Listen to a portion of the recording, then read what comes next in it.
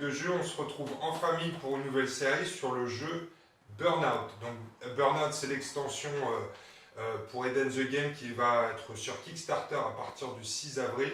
Et on a la chance d'avoir un des 3 prototypes à la maison. Mo nous l'a prêté pour qu'on puisse tester et également faire des vidéos du contenu de la boîte, mais aussi du système de jeu. Il y avait une autre condition, c'était qu'on fasse ces vidéos en français et en anglais. Mais nous, ça ne nous pose aucun problème, hein. Ça va aller?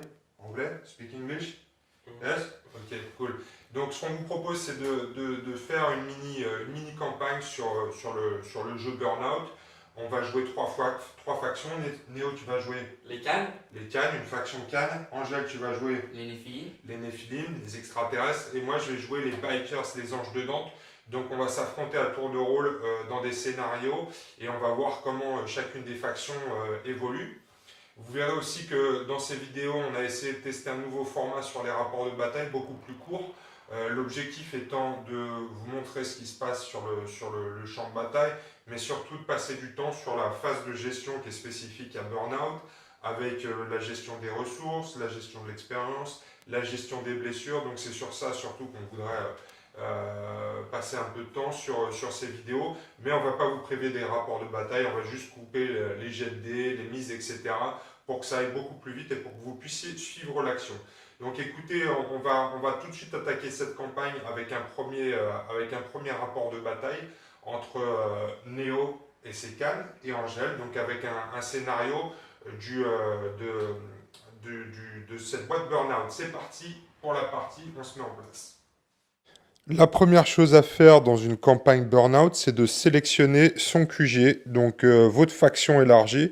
On s'est mis d'accord sur 210 points, ce qui est conseillé, c'est entre 200 et 300 points. Donc là, on s'est mis d'accord sur 210 points. Voilà la faction de Néo, de Cannes en 210 points.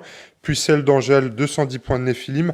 Alors on n'est pas obligé de sortir systématiquement tous les points de son QG, mais on va en fonction des scénarios pouvoir déployer en fait ce qu'on veut de sa faction. Ça peut être 50 points comme tout son QG, si ça peut représenter un intérêt. Donc voilà pour la présentation des 2 QG de Néo et Angèle.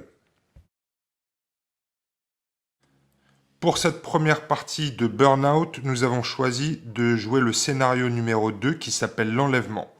Au cours d'une de nos rondes, nous avons repéré un campement. D'après les dires de notre éclaireur, ses occupants semblent être là depuis un long moment. Peut-être que si nous en capturons un, nous pourrons en tirer des informations utiles. Placez les 3 caisses sur le terrain comme indiqué sur la carte. Le premier joueur décide s'il est l'attaquant ou le défenseur. L'attaquant déploie ses combattants dans sa moitié de table à plus de 20 cm du centre du terrain. Le défenseur déploie ses combattants à 10 cm de son bord de table.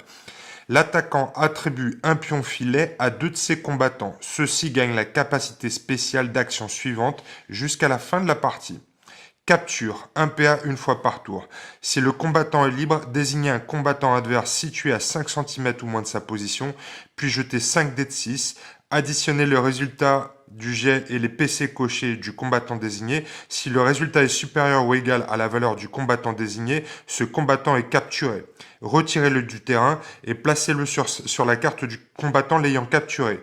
Dès lors, celui-ci transporte le prisonnier et doit payer 2 PA par action de déplacement. S'il est éliminé, remplacez-le par la figurine du prisonnier. Si celui-ci est libéré, il récupérera ses PA lors de la phase d'intendance suivante. En fin de partie, l'attaquant marque 100 PV s'il est parvenu à capturer une figurine et à la ramener à 10 cm ou moins de son bord de table. Le défenseur marque 100 PV si aucune de ces figurines n'est captive. Enfin, si une figurine est captive mais à plus de 10 cm du bord de table de l'attaquant, chaque joueur marque 50 points.